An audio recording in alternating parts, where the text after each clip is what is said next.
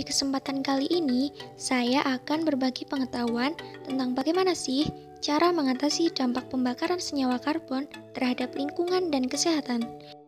Sebelum kalian tahu bagaimana cara mengatasi dampak pembakaran senyawa karbon, alangkah baiknya kita tahu dulu apa sih pembakaran senyawa karbon itu. Pembakaran senyawa karbon itu dibagi menjadi dua, yaitu pembakaran sempurna dan pembakaran tidak sempurna. Yang pertama, pembakaran sempurna adalah reaksi pembakaran senyawa hidrokarbon yang menghasilkan gas karbon dioksida, CO2, dan uap air H2O. Yang kedua, pembakaran tidak sempurna adalah proses pembakaran senyawa hidrokarbon yang menghasilkan gas karbon monoksida, CO, dan uap air H2O.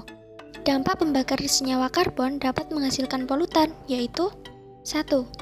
Gas CO2 atau gas karbon dioksida dapat mengakibatkan gangguan pernafasan dan meningkatnya suhu bumi atau yang disebut efek rumah kaca. Kedua, gas karbon monoksida (CO). Gas CO mempunyai ambang batas di udara 32 ppm dalam darah, bereaksi dengan hemoglobin membentuk COHB yang bersifat racun hingga menyebabkan kematian. Yang ketiga, partikulat berupa karbon C dan timbal Pb dapat menimbulkan iritasi pada kulit, mata perih, gangguan saluran pernafasan, dan merusak ginjal.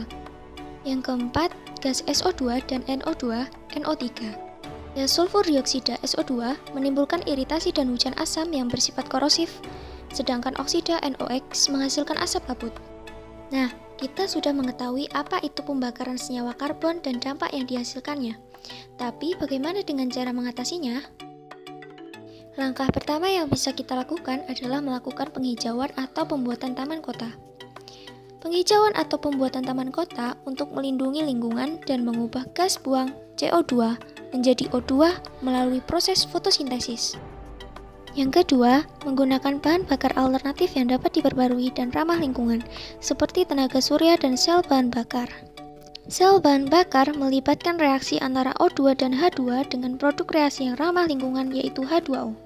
Yang ketiga, penggunaan konverter katalitik pada sistem buangan kendaraan atau knalpot. Konverter katalitik pada sistem buangan kendaraan bermotor dapat mengubah gas buang seperti CO dan NOx menjadi gas yang lebih aman yaitu NZ dan CO2. Yang keempat, penggunaan EFI, Electronic Fuel Injection, sistem bahan bakar.